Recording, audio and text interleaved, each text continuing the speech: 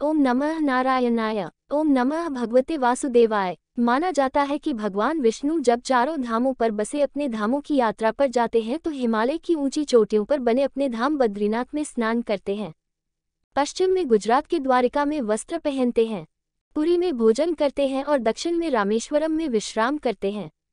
द्वापर के बाद भगवान कृष्ण पुरी में निवास करने लगे और बन गए जग के नाथ अर्थात जगन्नाथ। पुरी का जगन्नाथ धाम 4 धामों में से एक है। यहाँ भगवान जगन्नाथ बड़े भाई बलभद्र और बहन सुभद्रा के साथ विराजते हैं। पुराणों में इसे धरती का वैकुंठ कहा गया है। ये भगवान विष्णु के 4 धामों में से एक है। इसे श्री क्षेत्र, श्री पुरुषोत्तम क्षेत्र, शाक क्षेत्र, नीलाचल, नीलगिरी और श्री जगन्नाथपुरी भी कहते हैं। यहाँ लक्ष्मीपति विष्णु ने तरह तरह की लीलाएं की थीं। ब्रह्म और स्कंद पुराण के अनुसार यहाँ सबसे पहले सबर आदिवासी विश्ववसु ने नीलमाधव के रूप में इनकी पूजा की थी। भगवान विष्णु पुरुषोत्तम नीलमाधव के रूप में अवतरित हुए और सबर जनजाति के परम पूज्य देवता बन गए। आइए कहानी के द्वारा समझते हैं।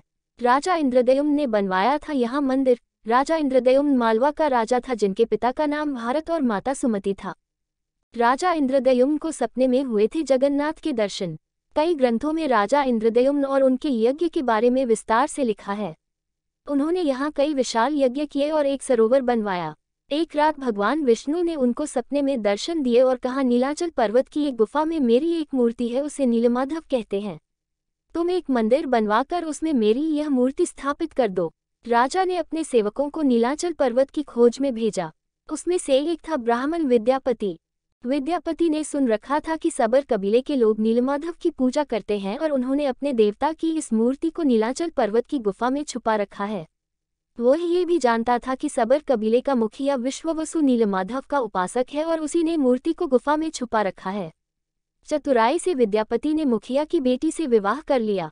आखिर में वह अपनी पत्नी के जरिए नीलमाधव की गुफा तक पहुंचने में सफल हो गया। उसने मूर्ति चुरा ली और राजा को लाकर दे दी।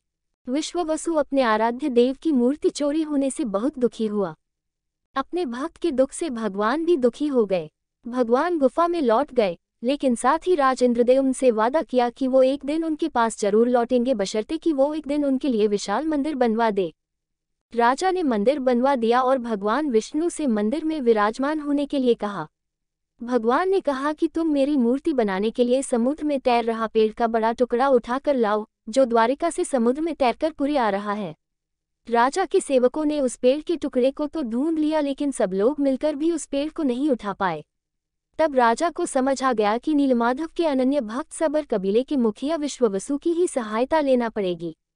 सब उस वक्त हैरान रह गए जब विश्ववसु भारी भरकम लकड़ी को उठाकर मंदिर तक ले आए। अब बारी थी लकड़ी से भगवान की मूर्ति गिरने की। राजा के कारीगरों ने लाख कोशिश कर ली, लेकिन कोई भी लकड़ी में एक छेनी तक भी नहीं लगा सका।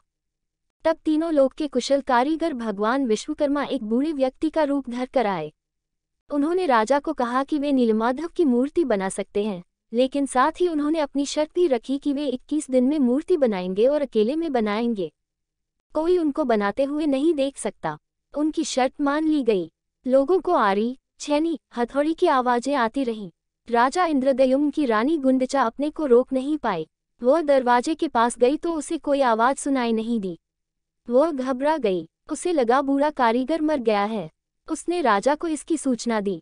अंदर से कोई आवाज सुनाई नहीं दे रही थी तो राजा को भी ऐसा ही लगा। सभी शर्तों और चेतावनियों को दरकिनार करते हुए राजा ने कमरे का दरवाजा खोलने का आदेश दिया। जैसे ही कमरा खोला गया तो बूढ़ा व्यक्ति गायब था और उसमें 3 अधूरी मूर्तियां मिली पड़ी मिली। भगवान नीलमाधव और उनके भाई के छोटे छोटे हाथ बने थे, लेकिन उनकी टांगें नहीं, जबकि सुभद्रा के हाथ पांव बनाए ही नहीं गए थे। राजा ने इसे भगवान की इच्छा मानकर इन्हीं अधूरी मूर्तियों को स्थापित कर दिया। तब से लेकर आज तक तीनों भाई बहन इसी रूप में विद्यमान हैं।